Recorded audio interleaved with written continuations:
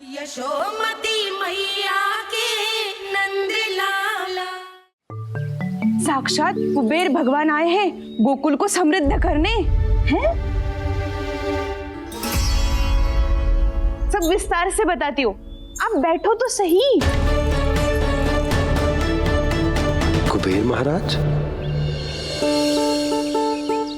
चलो जोड़ी बनाते हैं।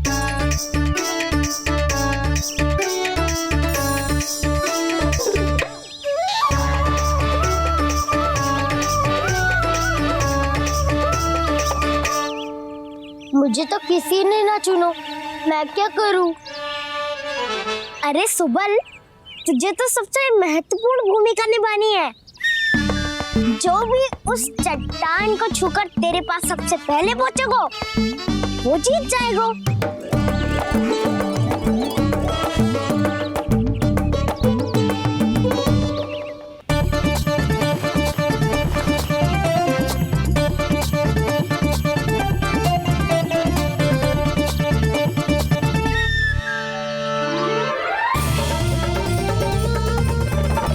आरंभ करो।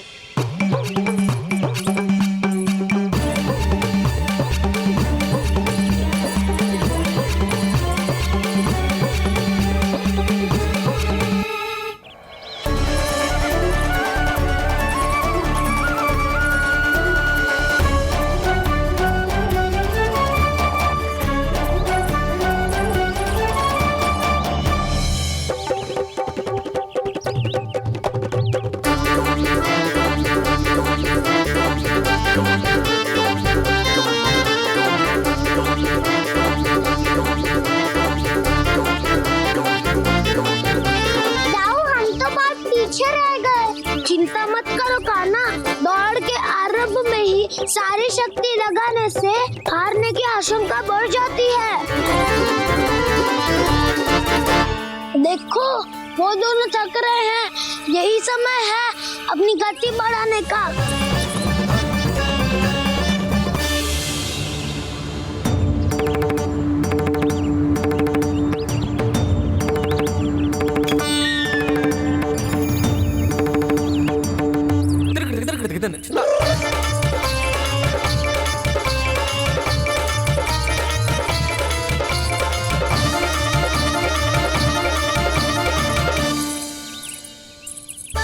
लो, हमारी जोड़ी सबसे पहले पहुंच गई। देखा मेरा बलदाव का बल।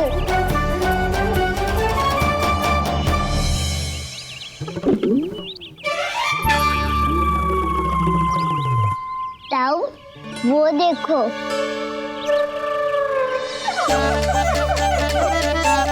मैया,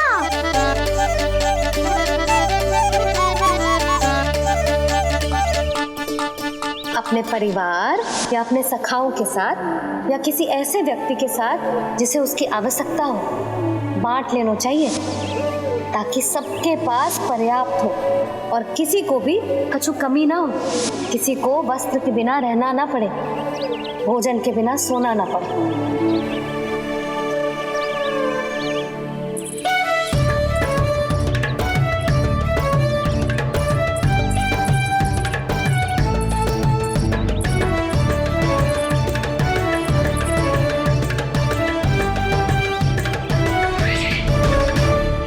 लग तो है इससे भूख लगी है।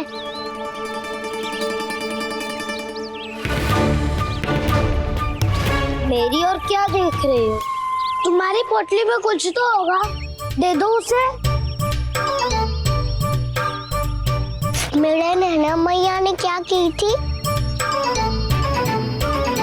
जब हम किसी और को देते हैं ना, उससे अनेक गुना नारायण हमें वापिस कर देते हैं।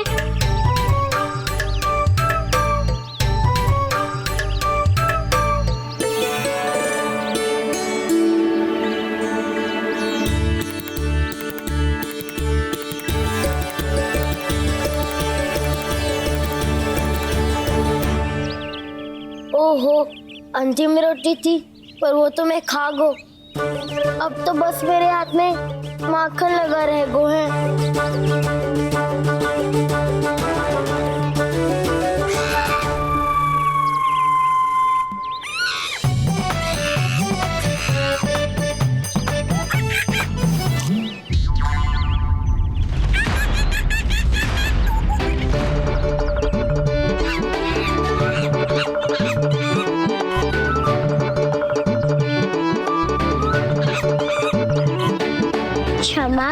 हाँ सखा,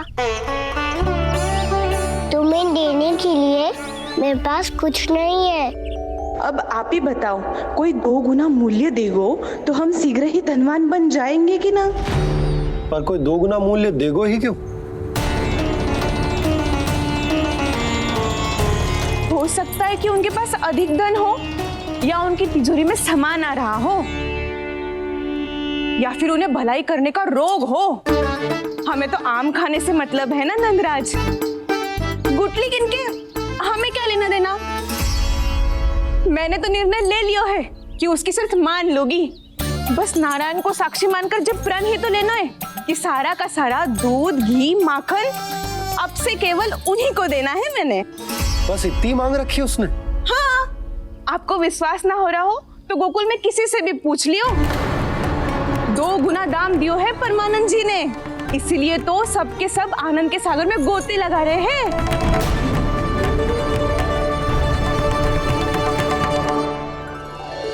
हे नारायण, सुनी है गांव वालों को 2 गुना लाभ हुआ है आज, पर मैं तो माखन बेच ही ना पाई क्योंकि हाट जाने के लिए कोई साधन ही ना मिलो मुझे। ये नया माखन अभी अभी बनायो है मैंने। प्रतिदिन जो माखन निकालती हूँ सबसे पहले आपको चढ़ाती हूँ, ये सोचकर कि कभी तो आपकी कृपा होगी। पर जाने आपका आशीर्वाद कब मिलेगा मुझे, पर जाने कब आपका आशीर्वाद मिलेगा मुझे। यदि इस बार भी मेरा माखन बेकार हो गयो ना, तो सच्ची कह रही हूँ, कल से भोग में आपको कुछ भी ना चढ़ाऊंगी मैं। कल से भोग में आपको कुछ भी ना चढ़ाऊंगी मैं। कान्हा, मुस्कुरा क्यों रहे हो? वानर महाराज की भूख कैसे मिटानी है पता है मुझे। कैसे? माखन से। और माखन कहाँ मिलेगा? सावित्री मौसी के घर से। तो क्या तुम वैसे माखन चुराने की सोच रहे हो? दाऊ, मेरी बात प्रश्न ही नहीं उठता, इसकी अनुमति नहीं दूंगा मैं। गोकुल वासियों को ऐसा वचन देने की अनुमति ना दे सकता मैं। बिना सोचे समझे कैसे वो किसी अपरिचित व्यापारी के शब्दों पर विश्वास कर सकते हैं?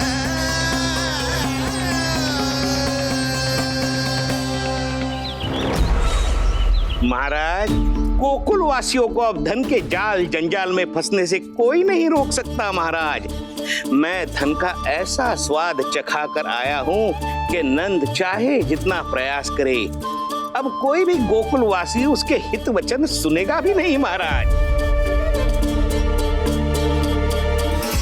ये बहुत गंभीर बात है, हमें सभा बुलानी होगी यशोदा। जशोदा जी, आप भी कुछ कहो ना नंदराज से। जे अधिक ही सोच रहे, इतनी चिंता करने की कोई आवश्यकता ना है।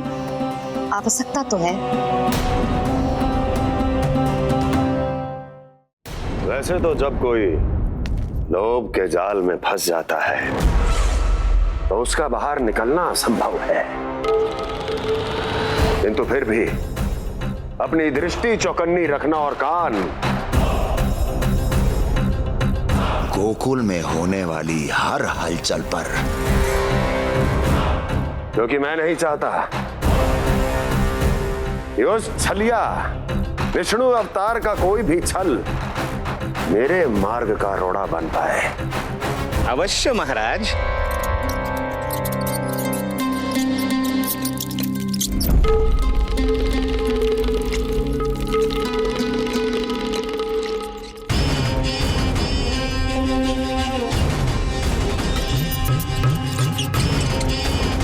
लोभ। ध्यान रहे परमानंद, गोकुल वासियों पर लोभ का प्रभाव हर बीतते क्षण के साथ बढ़ता चला जाना चाहिए। महाराज, जैसे किसी कबूतर को बिल्ली दबोच लेती है, वैसे ही मेरा फैलाया हुआ लोभ गोकुल वासियों को अपने पंजों में दबोच लेगा, सब झटक लूंगा।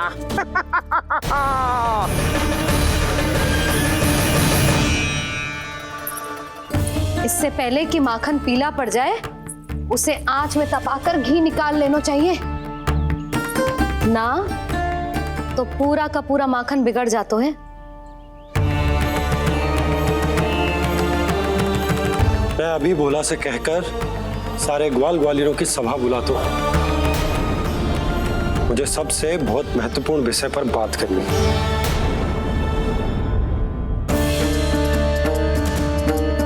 मति भ्रष्ट हो गई थी मेरी, जो यहाँ चली आई। अब कहीं ऐसा ना हो कि मेरा धनवान बनने का स्वप्न धरा का धरा रह जाए। सुलक्षणा, चिंता मत ही करो। अरे हम सबसे पहले तो वे अन्न के बारे में सोचते हैं। वे गोकुल वासियों को लोभ के फेर में कछु अनुचित ना करने देंगे। कहा ना मैंने, तुम्हें कुछ भी अनुचित करने नहीं दूंगा। दाऊ हूँ तुम्हारा। हाँ तो अनुचित बात करने देना दाऊ। पर मैं तो भलाई करना चाहता हूँ। भलाई? किसी की अनुमति या सहमति के बिना उसके यहाँ चोरी चुप के माखन खा लेना भलाई नहीं, चोरी कहलाती है। सखाओ, तुम ही बताओ, किसी भूखे प्राणी के लिए भोजन की व्यवस्था करना क्या होता है? भलाई। पड़े पड़े माखन चढ़ने के स्थान पर किसी का पेट भरे, वो क्या होता है? भलाई। किसी के मन की इच्छा पूरी करना क्या होता है? भलाई। ठहरो ठहरो, चोरी करके किसकी मन की इच्छा पूरी करोगे तुम?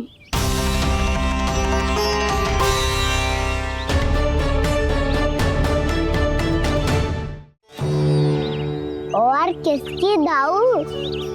स्वयं सावित्री मौसी की। वही तो चाहती है कि मैं उनके घर आऊं और ढेर सारा माखन खाऊं।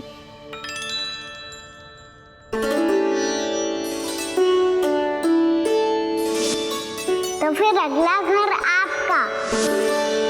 क्षण भर तो ऐसा लगो जैसे कान्हा ने मेरे मन की इच्छा सुन ली हो।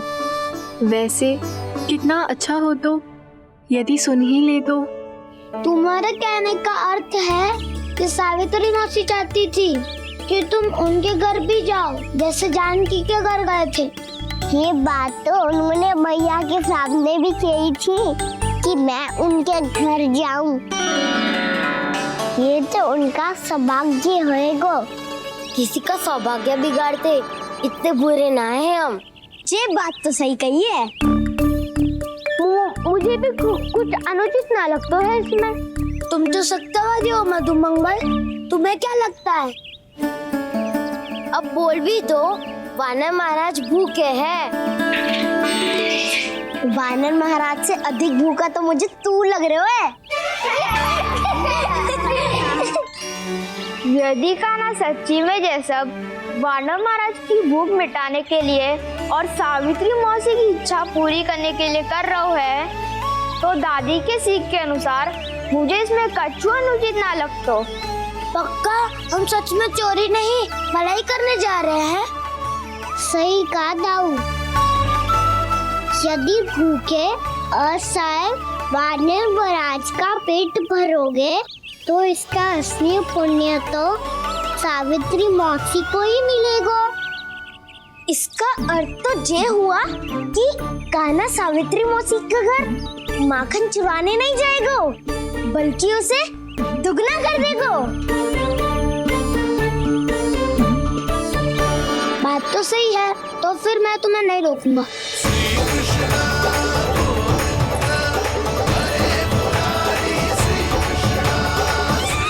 पर इस बार हम तुम्हें अकेले न जाने देंगे सखा। हाँ, हमें भी पुण्य अर्जित करना है और माखन भी।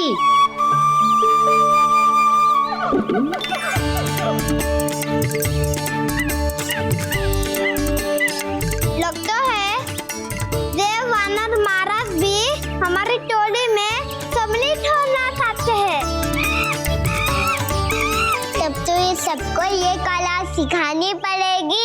सही कहा सका, अच्छे काम का प्रचार प्रसार तो होना ही चाहिए ना। तो ठीक है, सिखा दूंगा और हमारी टोली कहलाएगी शौर्य विद्या प्रसारण टोली। और कान्हा तू बन जाइयो इसका अध्यक्ष और दाऊ बनेंगे उपाध्यक्ष। मुझे स्वीकार है। शौर्य विद्या प्रसारण टोली की जय! शौर्य विद्या प्रसारण टोली की जय! और सुनो क्या करना है और कैसे।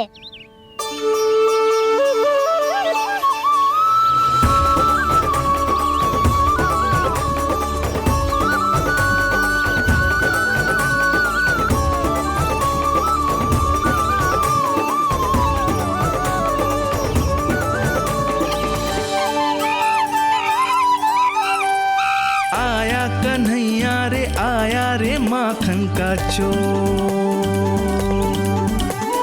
रोके रुके ना ये सरपट लगाता है दौड़। तुम सब वहाँ छुप जाओ, मैं भीतर देखता हूँ। न ध्वनि कोई हो न पता कुछ लगे, आए चुपके से ग्वालों की टोली। चाहे कितना बचाओ छिपाओ कहीं, सारा मक्खन ये कर जाए खाली। मुख से तो लगता है सरल ये बड़ा भीतर से चंचल ये छल से भरा है ये नटखट बड़ा चिपचोर।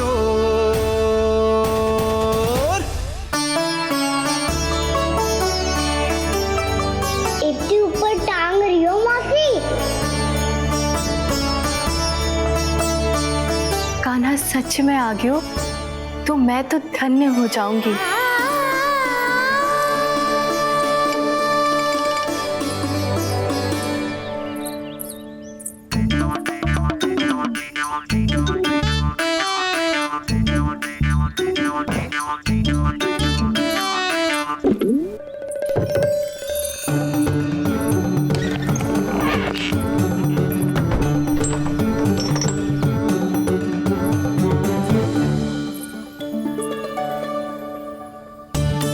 मन तो करता है सारा दूध दही माखन उसे बुलाकर अपने हाथों से खिला दूं। मुझे बुलाना भी चाहती हो और अनजाने में मेरे लिए कठिनाई भी बढ़ा रही हो। पर मेरे यहाँ क्यों आएगा कान्हा? इससे अच्छा तो यही होगा कि कल माखन बेचने के लिए कहीं से सकट का प्रबंध कर लूं।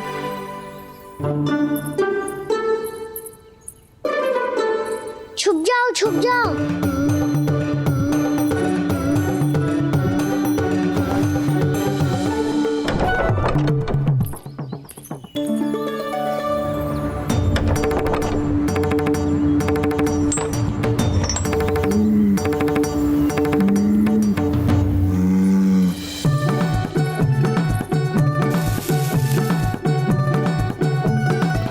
वैसे भी वो ठहरा राजकुमार, एक साधारण गोपी के यहाँ का माखन काहे खाएगो।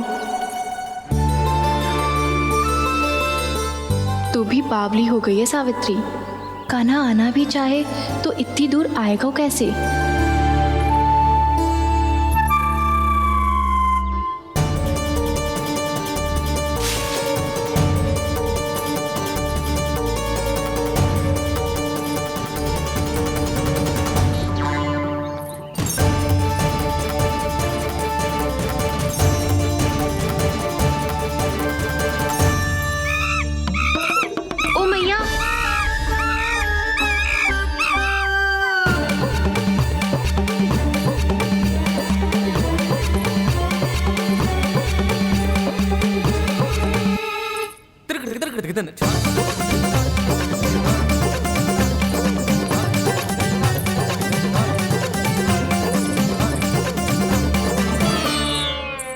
सब खड़े हो जाओ।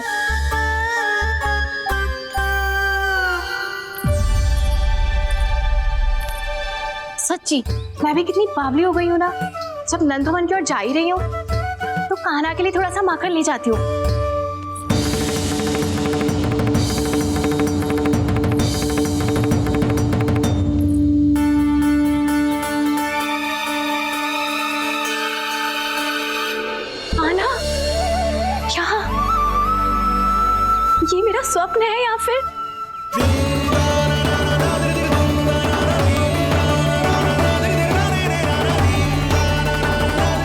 बालक यहाँ क्या कर रहे हैं कान्हा के साथ?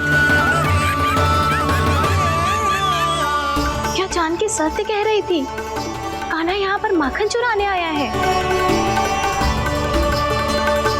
मुझे स्वयं जाके इसे माखन खिलाना चाहिए। चलो, सावित्री मौसी के वापस लौटने से पहले मैं कार्य समाप्त करके वापस भी जाना है। कोई पकड़ी मत जाना।